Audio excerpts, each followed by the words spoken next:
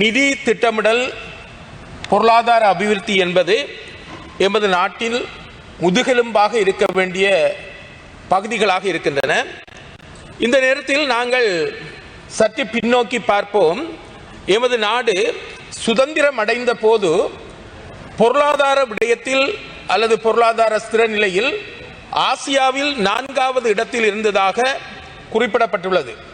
அதாவது ஆசியாவை எடுத்துக்கொள்கின்ற போது Japan, Malaysia போன்ற நாடுகள் 1ஆம் 2ஆம் நிலையில் இருக்கின்ற போது எமது நாடு 4வது நிலையில் இருந்திருக்கின்றது. அதன் பின்னர் எமது ஆட்சியாளர்கள் நாட்டை ஆண்டு எமது நாடு வங்காளதேசத்திடம் கடன் வாங்கக்கூடிய ஒரு நாடு என்ற நிலைக்கு தள்ளப்பட்டிருக்கின்றது. அப்படி என்றால் எமது நிதி விடயம், திட்டமிடல் விடயம், அபிவிருத்திக்கான செயல்பாட்டு விடயம் எந்த அளவுக்கு பின்தள்ளப்பட்டிருக்கின்றது என்பதை நாங்கள் சிந்திக்க வேண்டும். இந்திய கவிஞர் ஒரு கருத்தை சொல்லியிருக்கின்றார். தமது நாட்டின் சுதந்திரத்தை பற்றி கூறுகின்ற போது, வெள்ளை இருட்டை வெளியேற்றி விட்டு கருப்பு இருட்டை கட்டி அணைத்த நாள்தான் சுதந்திர நாள் என்று கூறியிருக்கின்றார். அந்த விடயம் எங்களுக்கும் பொருந்தும். இன்னும் ஒரு கருத்தினை கூறியிருக்கின்றார். அதாவது அந்நியர் செய்த விலங்குகளை கழற்றிவிட்டு சொந்த நாட்டவர் செய்த விலங்குகளை பூட்டிக் கொண்ட நாள் தான் இலங்கையின் சுதந்திர நாள் என்று நாங்கள் சொல்லலாம். அதாவது வெள்ளைக்கார ஆட்சியாளர்கள் நாட்டை விட்டு செல்லுகின்ற போது பொருளாதாரம் ஆசியாவில் 4வது இடத்தில் இருந்திருக்கின்றது. ஆனால் எமது ஆட்சியாளர்கள் 77 ஆண்டுகளாக ஆட்சி செய்த பின்னர் எமது பொருளாதாரம் அதல பாதாளத்தில் வீழ்ந்திருக்கின்றது என்பதை நாங்கள் அறிகின்றோம். அந்த வகையில் நாங்கள் 71ஆம் ஆண்டு உருவாக்கப்பட்ட வங்காளதேசத்திடமிருந்து கடன் பெறக்கூடிய ஒரு நாடாக எமது நாடு மாற்றியமைக்கப்பட்டிருக்கின்றது என்பதை வேதனையுடன் கூறிக்கொள்ள விரும்புகின்றேன்.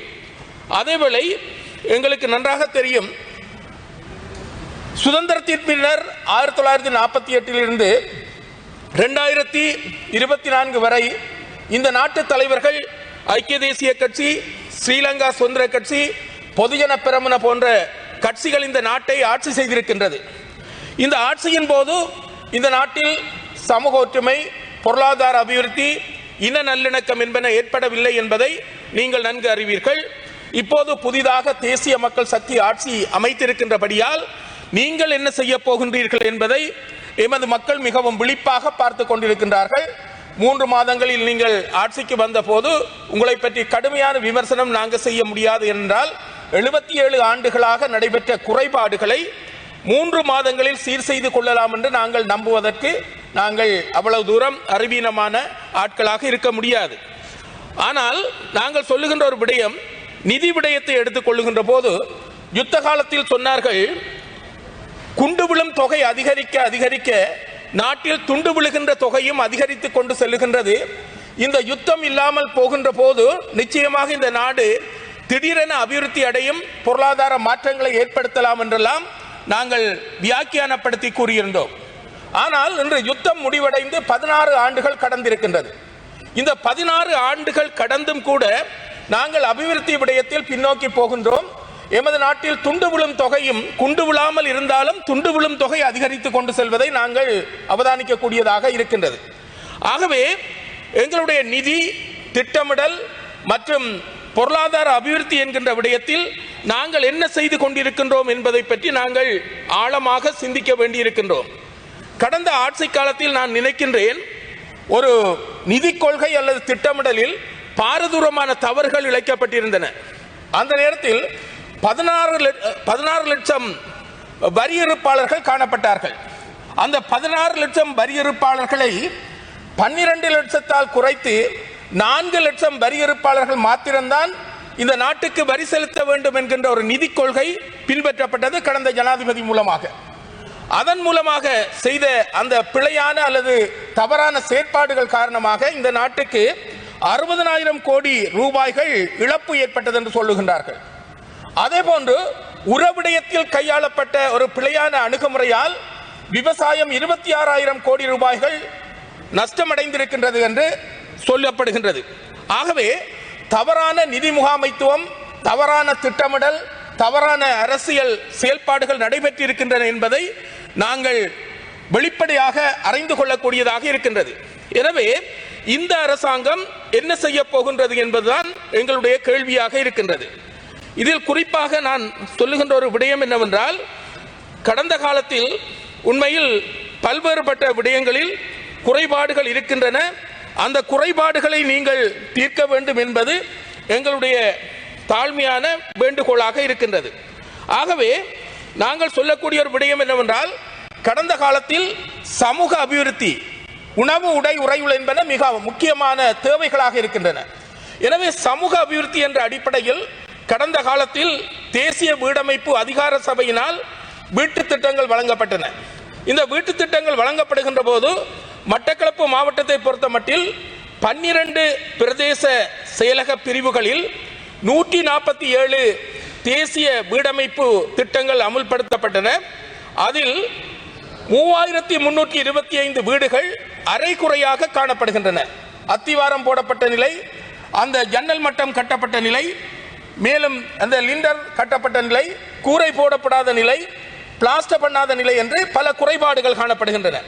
ஆகவே கடந்த காலத்தில் வறுமையில் பிடியில் சிக்கியவர்கள் என்ற அடிப்படையில் கட்டப்பட்ட வீடுகளை அந்த நல்லாட்சிக்கு பிறகு வந்த அரசாங்கம், இது ஒரு அரசாங்கம் கட்டிய வேறு ஒரு அரசாங்கம் கட்டிய வீடு என்கின்றபடியால் அதனை பூரணப்படுத்தாமல் அப்படியே விட்டுவிட்டார்கள்.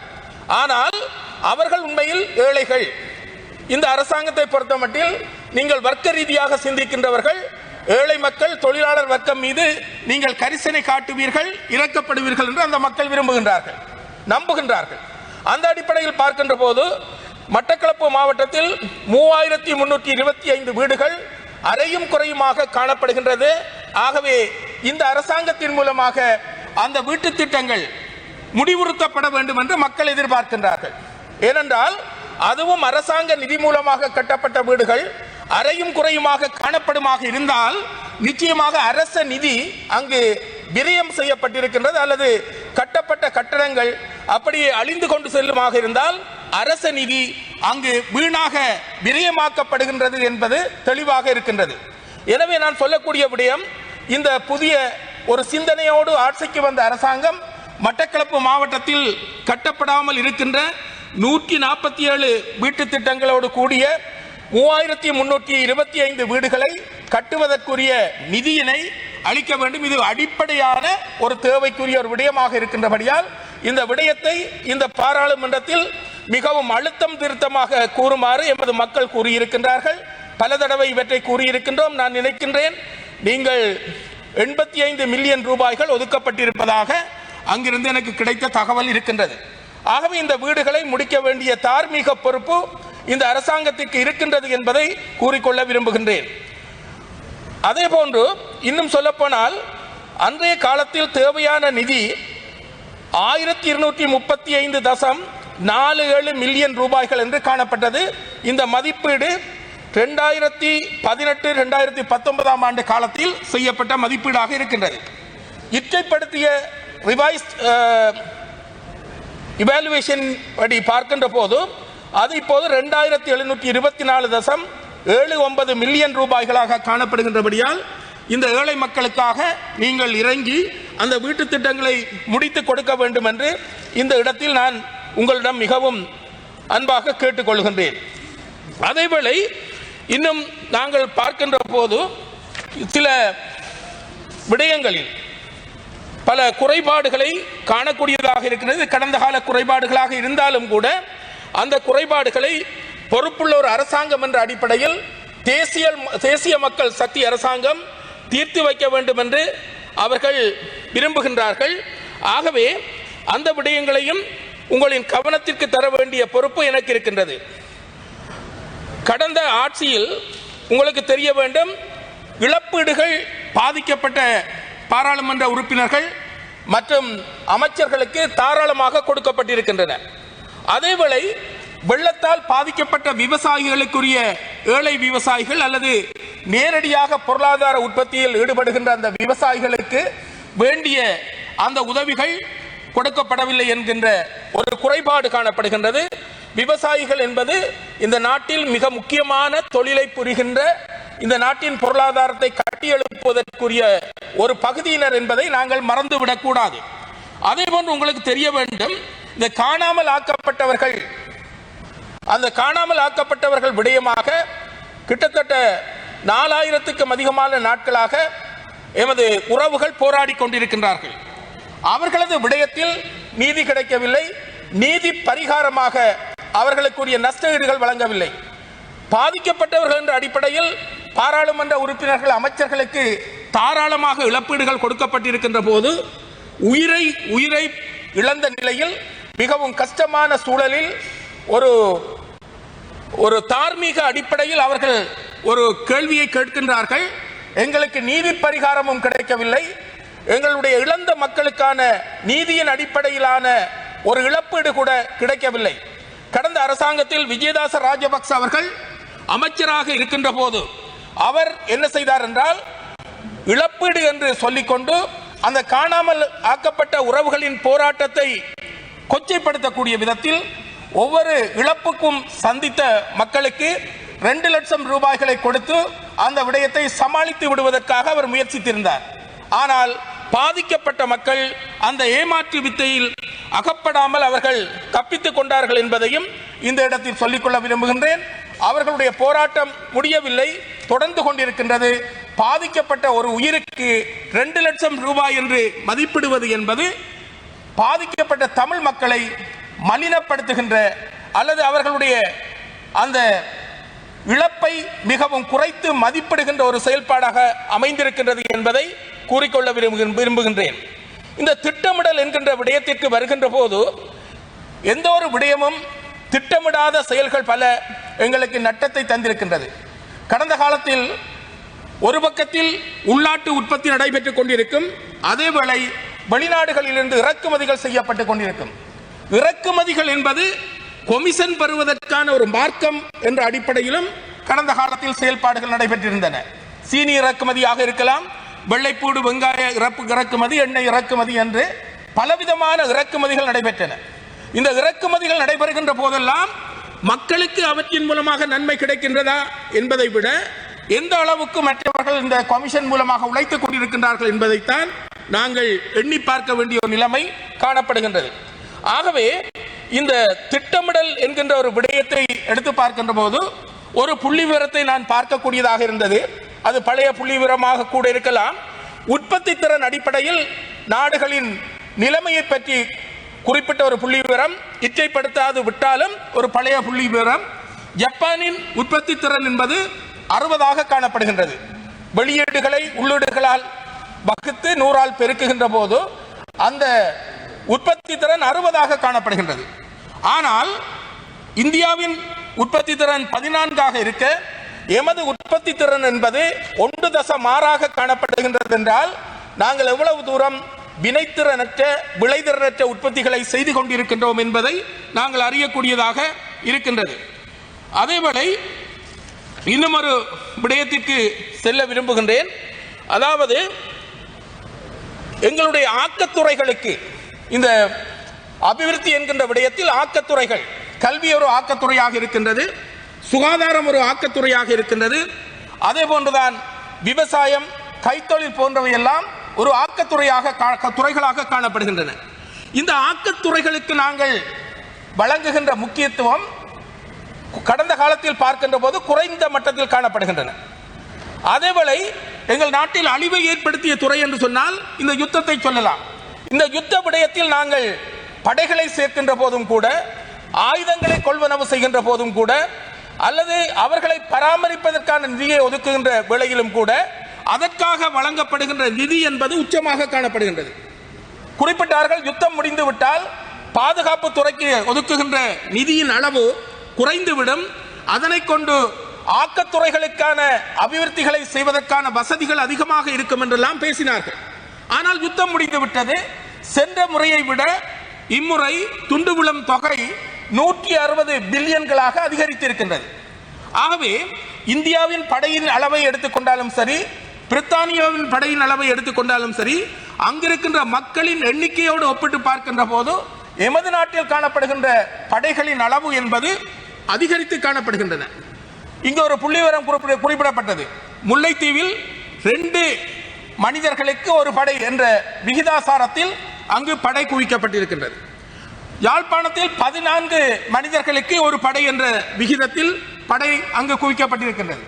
ஆகவே யுத்தம் முடிந்தாலும் யுத்தமற்ற சூழ்நிலையிலும் படைகளுக்கு ஒதுக்கப்படுகின்ற நிதி என்பது எந்த வகையில் நியாயமாகும் என்பதை நான் இந்த இடத்தில் கேட்டுக்கொள்ள விரும்புகின்றேன். ஆகவே யுத்தம் முடிந்தால் நன்மை கிடைக்கும் என்ற அடிப்படையில் இருந்த மக்களுக்கு கிடைத்த பரிசு என்னவென்றால், துண்டு விழும் தொகை குண்டு விழாத நாட்டிலும் துண்டு விழும் தொகை அதிகரித்துக் கொண்டு செல்வதைத்தான் பார்க்கக்கூடியதாக இருக்கின்றது. அதே போன்று இன்னும் ஒரு விடயத்தை சொல்ல வேண்டும். நிச்சயமாக உற்பத்தி விடயத்தை பற்றி பார்த்தோம். இந்த அபிவிருத்தி என்கின்ற விடயங்களை பார்க்கின்ற போது இந்த அபிவிருத்தி விடயத்தில் நாங்கள் பல இடங்களில் பின்தங்கி இருக்கின்றோம். கடந்த காலத்தில் மட்டக்களப்பில் யுத்தத்திற்கு முற்பட்ட காலத்தில் யுத்தத்திலும் கூட காகித ஆலை காணப்பட்டது. கிட்டத்தட்ட 4000க்கும் மேற்பட்ட குடும்பத்தினர் இந்த ஆலை மூலமாக தங்களுடைய தொழில்களை பெற்றுக் கொள்ளக்கூடியதாகவும் தமது வாழ்வாதாரத்திற்குரிய நிதியினை பெறக்கூடிய விதத்திலும் அந்த காகித ஆலை இயங்கியது. இப்போது அந்த காகித ஆலை பேரளவுக்கு இயங்குகின்றது அல்லது நடைப்பிணமாக காணப்படுகின்றது. ஆகவே அந்த காலத்தில் அந்த தொழிற்சாலை மூலமாக பல உற்பத்தி திறன்கள் அங்கு கிடைக்கக்கூடியதாக இருந்தது, அல்லது உள்நாட்டில் அந்த காகித பொருட்களை நுகரக்கூடிய ஒரு வாய்ப்பு இருந்தது. அது இப்போது நிறுத்தப்பட்ட நிலை என்று சொல்வதை விட பேரளவுக்கு இயங்கிக் கொண்டிருக்கின்றது. ஏறத்தாழ 300க்கு உட்பட்டவர்கள் தான் அங்கு தொழில் புரிந்து கொண்டிருக்கின்றார்கள். அதே போன்றுதான் கும்புருமுலை என்கின்ற இடத்தில் ஒரு அரசு அச்சகம் காணப்பட்டது. அது இப்போது அடியோடு அத்திவாரம் கூட காணப்படாத ஒரு நிலைமை காணப்படுகின்றது. இலுப்பட்டிச்சேனை, மண்டூர் போன்ற இடங்களில் பல ஓட்டு தொழிற்சாலைகள் காணப்பட்டன, அவை இல்லை. அரிசி ஆலைகள் காணப்பட்டன, அவை இல்லை. ஆகவே மொத்தமாக ஒரு கணக்கீடு செய்து பார்க்கின்ற போது வடக்கு கிழக்கில் இருக்கின்ற தொழிற்சாலைகள், வடக்கு கிழக்கு வெளியே கிட்டத்தட்ட 96% தொழிற்சாலைகள் காணப்படுகின்றன. அதனை 97 என்று கூட சொல்லலாம். 97% தொழிற்சாலைகள் காணப்படுகின்றது என்றால் வடக்கு கிழக்கில் காணப்படுகின்ற தொழிற்சாலைகளின் எண்ணிக்கை 3 வீதத்திற்குள் இருக்கின்றது. அதிலும் கிழக்கை எடுத்துக்கொண்டால் அம்பாறையில் தொழிற்சாலைகள் காணப்படுகின்றன. மட்டக்களப்பிலும் திருகோணமலையிலும் தொழிற்சாலைகள் இல்லாத நிலைமை காணப்படுகின்றது. எனவே நான் சொல்லக்கூடிய ஒரு விடயம் என்னவென்றால், இந்த அரசாங்கம் கைத்தொழில்துறையை அபிவிருத்தி செய்வதாக இருந்தால் மூடப்பட்ட தொழிற்சாலைகள் கிழக்கில் திறக்கப்பட வேண்டும் என்கின்ற செய்தியையும், வடக்கிலும் கூட மூடப்பட்ட தொழிற்சாலைகள் திறக்கப்படுமாக இருந்தால் உற்பத்தி அதிகரிக்கப்படுவதோடு மட்டுமல்லாமல் தொழில் வாய்ப்புகளும் கிடைக்கும். எமது மனித வளம் வெளிநாடுகளுக்கு செல்லாமல் உள்நாட்டில் தொழில் வாய்ப்புகளை பெறக்கூடிய ஒரு சந்தர்ப்பம் இருக்கும். நாங்கள் மனித வளத்தை அவ்வளவு தூரம் நாங்கள் பெரிதாக நினைக்கவில்லை.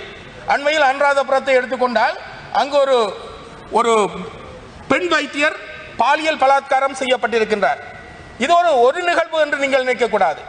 இதனால் பயமடைகின்றவர்கள் அல்லது இந்த நாட்டில் நாங்கள் தொழில் செய்ய முடியாது என்று நினைக்கின்ற பல வைத்தியர்கள் இந்த நாட்டை விட்டு வெளியேறக்கூடிய ஒரு சந்தர்ப்பம் அதிகரிக்கும்.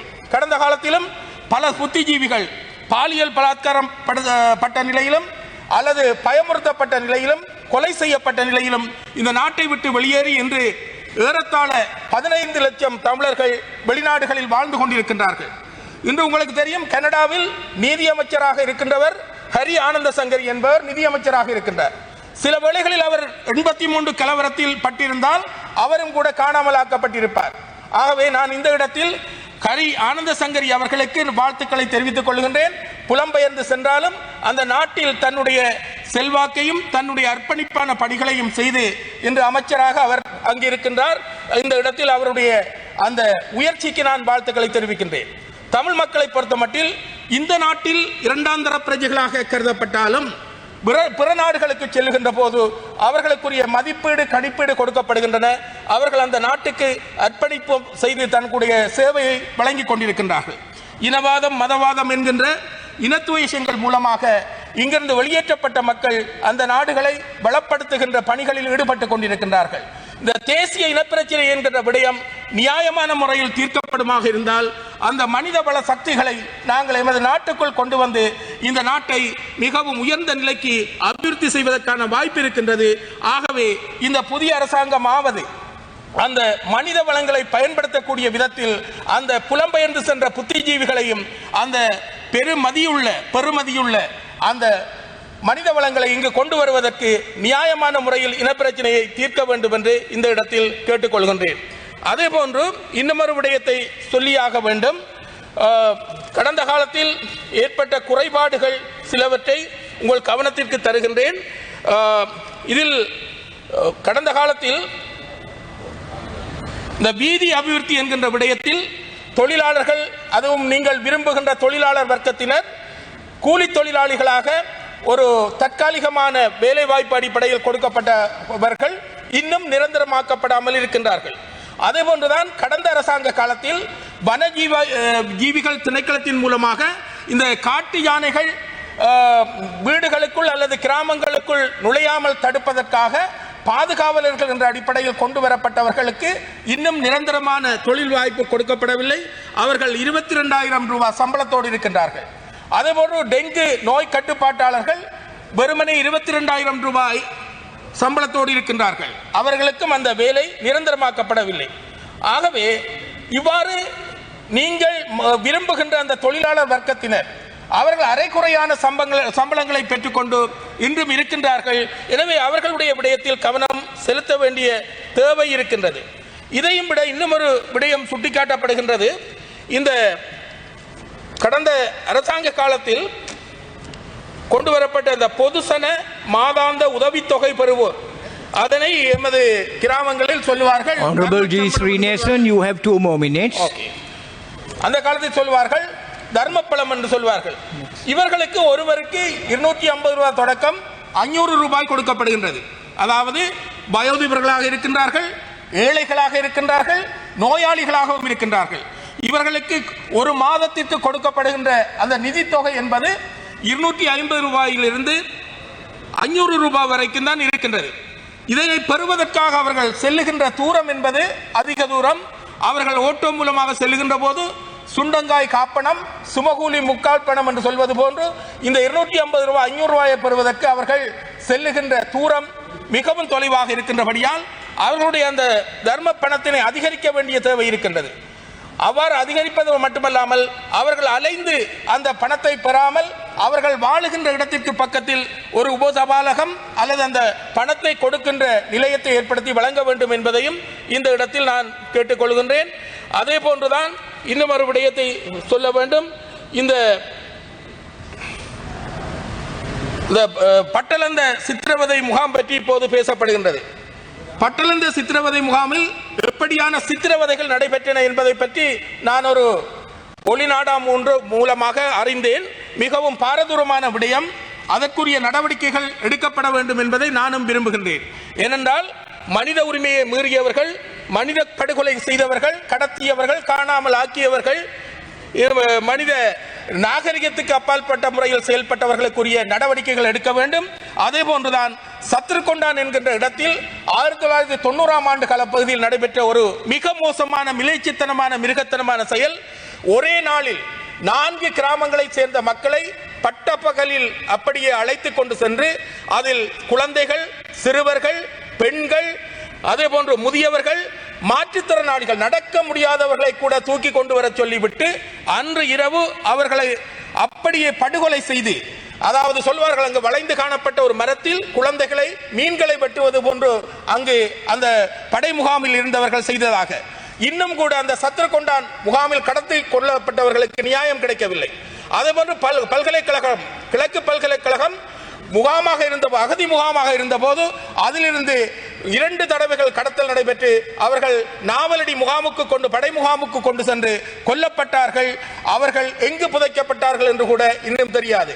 முரக்கட்டான் சேனை, கல்லடி, கரடியனாறு, ஊரணி, இப்படிப்பட்ட கொண்டவட்டுவான் போன்ற முகாம்களில் கொண்டு செல்லப்பட்ட அப்பாவிகள் கொலை செய்யப்பட்டிருக்கின்றார்கள், காணாமல் ஆக்கப்பட்டிருக்கின்றார்கள். அவர்கள் இன்னும் மீளவில்லை. ஆகவே பட்டளந்த சித்திரவதை முகாமில் நடந்தது போன்று வடக்கு கிழக்கில் பல முகாம்களில் சித்திரவதைகள் நடைபெற்றன. அங்கு ஒளிநாடாக்களை பார்க்கின்ற போது அங்கு காணொளியில் தலைகளாக கட்டி அடிப்பதும், அமில திராவகங்களில் அமிழ்த்தி கொலை செய்வதும் போன்ற ஒரு நவீன சித்திரவதைகள் செய்யப்பட்டிருக்கின்றன. ஆகவே இவை நினைக்கும் போதே மிகவும் வேதனையாக இருக்கின்றது என்றால் அதனை அனுபவித்தவர்களது நிலைமை எப்படி இருக்கும் என்பதை நாங்கள் சிந்தித்து பார்க்க வேண்டும். எனவே உங்களுக்கு நாங்கள் மிகவும் அழுத்தம் திருத்தமாக சொல்லிக் கொள்ளுகின்ற ஒரு விடயம் என்னவென்றால், கடந்த காலத்தில் மனித உரிமைகள் மீறல் நடைபெற்றிருக்கின்றது. உள்நாட்டு பொறிமுறை மூலமாக 77 ஆண்டுகளாக இந்த நாட்டில் புரையோடி போயிருக்கின்ற எந்த ஒரு பிரச்சனையும் தீர்க்கப்படவில்லை. ஆகவே உள்நாட்டு பொறிமுறை என்பது சக்தி இழந்த பொறிமுறை அல்லது ஒரு இனத்திற்குரிய பொறிமுறை அல்லது ஒரு வர்க்கத்திற்குரிய பொறிமுறையாக காணப்படுகின்றது. எனவே உள்நாட்டு பொறிமுறை மூலமாக அல்லாமல் சர்வதேச பொறிமுறை மூலமாக இங்கு காணப்படுகின்ற குறைபாடுகள் அல்லது அழிவுகள் அல்லது மக்களின் ஏக்கங்கள், மக்களின் கொதிப்புகள் போன்றவற்றிற்குரிய தீர்வுகளை காண வேண்டிய அவசியம் இருக்கின்றது. ஆகவே மக்கள் மிகவும் வேதனையோடு இருக்கின்றார்கள். இந்த அரசாங்கம் பச்சை கட்சியை பார்த்து விட்டோம், நீல கட்சியை பார்த்து விட்டோம். சிவப்பு கட்சி இடதுசாரி கட்சி, சமத்துவத்தை பேசுகின்ற கட்சி.